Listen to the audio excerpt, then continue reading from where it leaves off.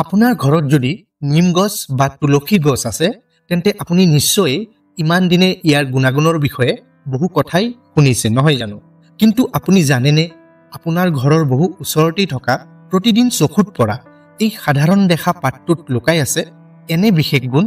যিয়ে আপোনাৰ জীৱন সম্পূৰ্ণভাৱে সলনি কৰিব পাৰে এই পাতৰ ঔষধি গুণবোৰৰ বিষয়ে জানিলে আপুনি আচৰিত হৈ পৰিব এই পাত ব্যৱহাৰ কৰিলে আপুনি সদায় সুস্থ হৈ থাকিব আপোনাৰ কেতিয়াও ডাঙৰ বেমাৰ নহয় আৰু আপোনাৰ জীৱনৰ পৰা ঔষধৰ প্ৰয়োজনীয়তাও নোহোৱা হৈ পৰিব আজিৰ ভিডিঅ'ত আপুনি জানিব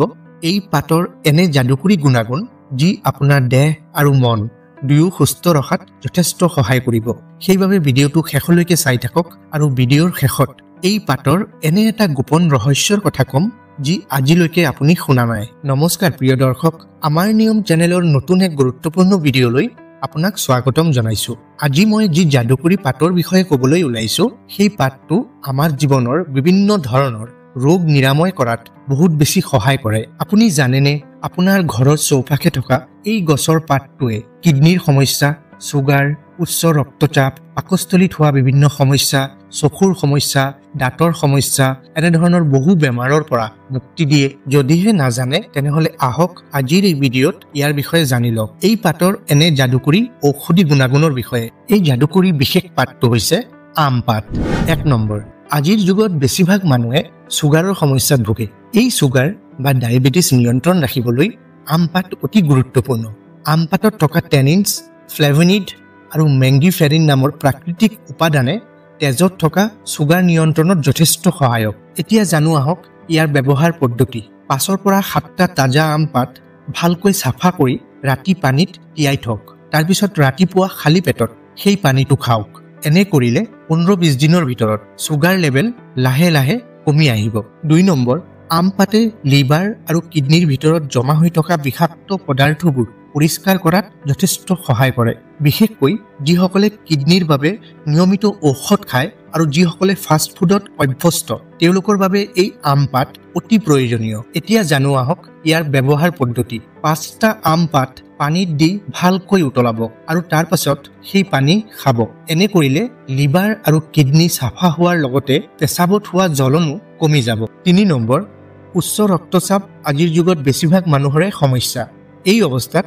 আম পাত খুবেই সহায়ক ইয়াৰ ভিতৰত থকা পটাছিয়াম আৰু এন্টিঅক্সিডেন্ট উপাদানে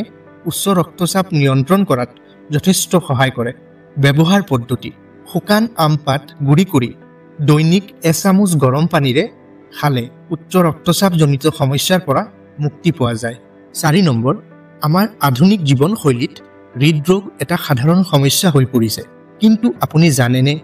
এই আম পাতে আপোনাৰ হৃদয়খন অতিকৈ শক্তিশালী আৰু সুস্থ ৰাখিব পাৰে আম পাতত থকা এন্টিঅক্সিডেন্ট আৰু এন্টি ইনফ্লেমেটৰী উপাদানে কোলেষ্ট্ৰলৰ মাত্ৰা কমাই দিয়ে যাৰ ফলত হৃদয়ৰ ব্লকেজ হোৱাৰ আশংকা যথেষ্ট কমি যায় এতিয়া জানো আহক ইয়াৰ ব্যৱহাৰ পদ্ধতি শুকান আম পাত গুড়ি কৰি এচামুচ গুড়ি 1 গ্লাছ গৰম পানীৰ সৈতে প্ৰতিদিন খাব এনে কৰিলে আপোনাৰ হৃদয়খন সদায় সুস্থ থাকিব 5 নম্বৰ আম পাতত আছে ভিটামিন এ যি আমাৰ চকুৰ বাবে অতিকৈ প্ৰয়োজনীয় চকুত চানি পৰা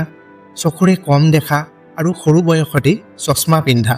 এই সকলোবোৰ সমস্যাত আম পাত অতিকৈ উপকাৰী ব্যৱহাৰ পদ্ধতি কেইটামান আম পাত লৈ তাৰ ৰস উলিয়াই সেই ৰস প্ৰতিদিনে 2 চামুচকৈ খালে চকুৰ এই সমস্যাবোৰ দূৰ হোৱাৰ লগতে চকুৰ দৃষ্টিশক্তি বাঢ়ে 6 নম্বৰ আম পাতত থকা এন্টিবেক্টেৰিয়েল গুণে আমাৰ দাঁত আৰু দাঁতৰ মাৰি দুয়ো ভালে ৰাখে মুখৰ ভিতৰৰ বিভিন্ন সমস্যা যেনে মুখৰ দুৰ্গন্ধ মাৰিৰ পৰা তেজ ওলোৱা দাঁতৰ বিষ এই সকলোবোৰৰ সহজ আৰু প্ৰাকৃতিক সমাধান হ'ল আম পাত এতিয়া জানো আহক ইয়াৰ ব্যৱহাৰ পদ্ধতি শুকান আম পাত গুড়ি কৰি সেই গুড়িৰে দাঁত ঘঁহিলে এইবোৰ সমস্যা দূৰ হয় লগতে কেইটামান আম পাত পানীত উতলাই সেই পানীৰে কুলি কৰিলেও ইয়াৰ পৰা উপকাৰ পোৱা যায় 7 নম্বৰ চুলি সৰা চুলিত উফিৰ সমস্যা এই সকলোবোৰৰ এক প্ৰাকৃতিক সমাধান হ'ল আম পাত এই আম পাতে চুলিৰ শিপা মজবুত কৰি নতুন চুলি গজাবলৈ সহায় কৰে এতিয়া জানো আহক ইয়াৰ ব্যৱহাৰ পদ্ধতি আম পাতৰ ৰস উলিয়াই সেই ৰস চুলিত লগাই 30 মিনিট ৰাখি চুলিখিনি ধুই পেলাওক এই পদ্ধতি সপ্তাহত 2 বাৰৰ পৰা 3 বাৰ কৰিলে চুলিত এক চমৎকাৰী পৰিৱৰ্তন দেখা পাব 8 নম্বৰ যিসকলে গেছ, অম্বল, বুকু জ্বলা-পোৰা, কোষ্ঠকাঠিন্য এনেধৰণৰ সমস্যাত ভোগে তেওঁলোকৰ বাবে আম পাত হৈছে এক অমৃত ব্যৱহাৰ পদ্ধতি। আম পাত চোবাই খালে এনেধৰণৰ সমস্যাৰ সমাধান হয় আৰু আম পাত শুকাই গুড়ি কৰি সেই গুড়ি এচামুচ লৈ 1 গ্লাছ গৰম পানীৰ সৈতে মিহলাই সপ্তাহত এদিনকৈ খালেও এই সকলোবোৰ সমস্যাৰ পৰা উপকাৰ পোৱা যায়। লগতে ই হজম শক্তি বৃদ্ধি কৰাটো যথেষ্ট সহায়ক। 9 নম্বৰ, আম পাতে ছালৰ সৌন্দৰ্য বঢ়াবলৈও বিশেষ ভূমিকা পালন কৰে। ইয়াত থকা ভিটামিন এ, চি আৰু এণ্টিবেক্টেৰিয়েল উপাদানে ছালৰ শাল মইনা, এলাৰ্জি, কলা দাগ আদি নোহোৱা কৰাত সহায় কৰে আৰু ছালখন উজ্জ্বল কৰি তোলে। এতিয়া জানো আহক ইয়াৰ ব্যৱহাৰ পদ্ধতি। আম পাত পিচি পেষ্ট বনাই ইয়াৰ লগত চন্দন মিহলাই এটা সংমিশ্ৰণ তৈয়াৰ কৰি ছালত লগাই 20 মিনিট ৰাখি তাৰপিছত ছালখন পানীৰে ধুই পেলাওক। সপ্তাহত 2 বাৰ এনে কৰিলে আপোনাৰ ছালৰ সকলোবোৰ সমস্যা দূৰ হোৱাৰ লগতে ছালখন উজ্জ্বল হৈ পৰিব। 10 নম্বৰ, আজিৰ এই আধুনিক জীৱনত মানসিক চাপ আৰু স্মৃতিশক্তি হ্ৰাস পোৱা এক সাধাৰণ সমস্যা হৈ পৰিছে। এনেধৰণৰ সমস্যাৰ বাবে আম পাত অতিকৈ উপকাৰী। আম পাতত থকা এণ্টিঅক্সিডেণ্ট আৰু নিউট্ৰিয়েণ্ট উপাদানে মগজুৰ কোষ সক্ৰিয় কৰি স্মৃতিশক্তি বঢ়ায়। ব্যৱহাৰ কেনেকৈ কৰিব? এচামুচ আম পাতৰ গুড়ি 1 গ্লাছ গৰম গাখীৰত মিহলাই ৰাতিপুৱা খালী পেটত খালে স্মৃতিশক্তি আৰু একাগ্ৰতা বঢ়াৰ উপৰিও মানসিক চাপ দূৰ হয়। প্ৰিয় দৰ্শক, ইয়াতে মন কৰিবলগীয়া কিছুমান গুৰুত্বপূৰ্ণ কথা হ'ল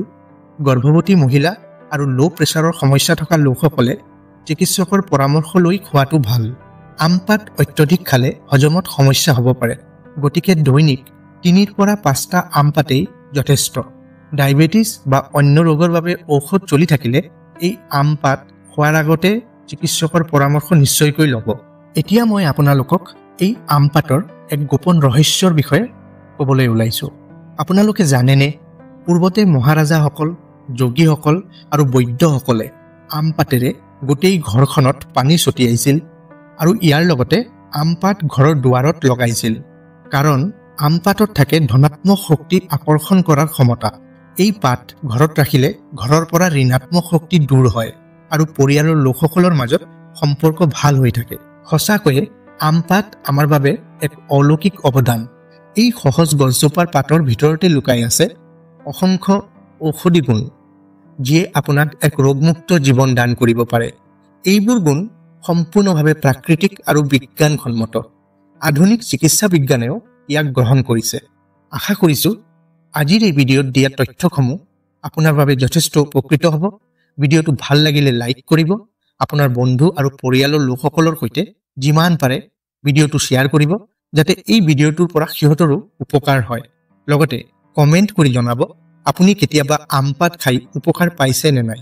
আৰু আমাৰ নিয়ম চেনেলত যদি নতুনকৈ আহিছে, চেনেলটো এতিয়াই ছাবস্ক্ৰাইব কৰি কাষত থকা ঘণ্টাটো বজাই অল নটিফিকেশ্যনটো দবাই দিব। নতুন এক গুৰুত্বপূৰ্ণ ভিডিঅ'ৰ সৈতে পুনৰ লগ পাম, সেই আশাৰে ধন্যবাদ। সুস্থ থাকক, আনন্দত থাকক।